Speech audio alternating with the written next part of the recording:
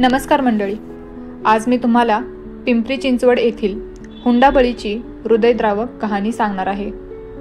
आपल्या सर्वांना माहीतच आहे की वैष्णवी हगवणीलाही याच जाचातून जीव गमवावा लागला आहे आणि आता ही गोष्ट सुद्धा त्याच केसची एक पुनरावृत्ती आहे। लोकांना स्वतः काम करून कमवण्यापेक्षा आपल्या बायकोला असा हुंडा मागून जगण्यात कसला आनंद मिळतो काय माहीत। पिंपरी चिंचवड शहरावर पुन्हा एकदा दुःखाचा डोंगर कोसळला आहे। अजून एका निष्पाप जीवाचा बळी हुंड्याच्या राक्षसी मागणीने घेतला आहे। ही केवळ एक बातमी नाही, तर एका स्वप्नांचा, एका कुटुंबाचा आणि एका 1.5 वर्षाच्या चिमुकल्याच्या भविष्याचा विध्वंस आहे। किरण अवघ्या 26 वर्षाची एक विवाहिता सासरच्या मानसिक छळाला कंटाळून काळाच्या पडद्याआड गेली।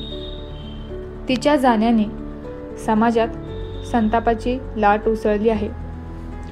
किरण आणि आशिष दामोदर यांच्या लग्नाची काही वर्षेच झाली होती।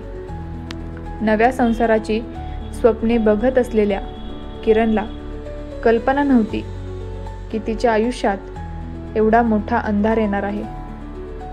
लग्नानंतर काही दिवसांनीच सासरच्या मंडळींकडून 5 लाख रुपये रोख रक्कम आणि एका मोटारसायकलची मागणी सुरू झाली। ही मागणी केवळ शब्दांपुरतीच मर्यादित नव्हती, तर तिच्यावर रोज मानसिक अत्याचार केले जात होते।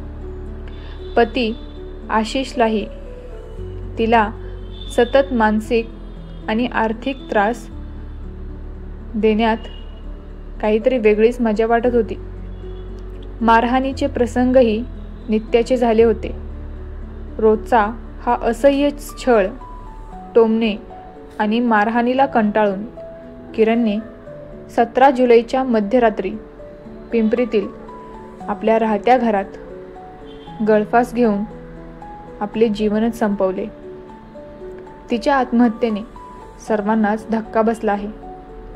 तिच्या मनात किती वेदना आणि निराशा साचली असेल याचा विचारही करवत नाही। एका क्षणात तिने सर्व काही संपवून टाकलं। किरणच्या जाण्याने सर्वात मोठा धक्का बसला तो म्हणजे त्या 1.5 वर्षाच्या चिमुकल्याला, ज्या वयात त्याला आईच्या उबदार कुशीची, तिच्या प्रेमाची आणि तिच्या ममत्वाची सर्वात जास्त गरज होती, त्याच वयात तो मातृछायेपासून वंचित झाला आहे। त्याच्या डोळ्यासमोरून त्याची आई कायमची हिरावून घेतली गेली। त्याला काय माहीत की त्याची आई आता कधीच परत येणार नाही। त्याचे निरागस डोळे आता कोणाला शोधणार? या घटनेने त्या चिमुकल्याचे भविष्यच अंधारात लोटले आहे।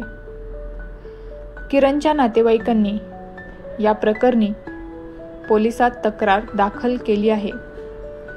आरोपी पती आशिष दामोदर याच्यावर देखील कठोर कारवाई करण्याची त्यांची मागणी आहे।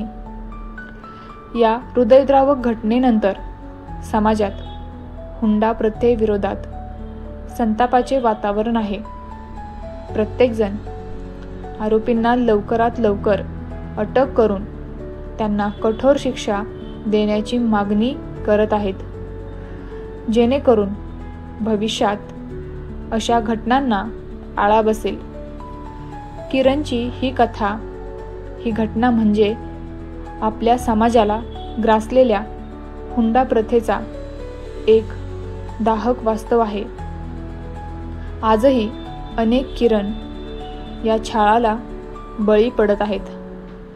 हा गुन्हा थांबवण्यासाठी आणि हुंडाबळीसारख्या घटनांना प्रतिबंध घालण्यासाठी कठोर पावले उचलण्याची गरज आहे। किरणला न्याय मिळाला पाहिजे आणि तिच्या जाण्याने तरी या क्रूर प्रथेचा अंत व्हावा अशी अपेक्षा आहे.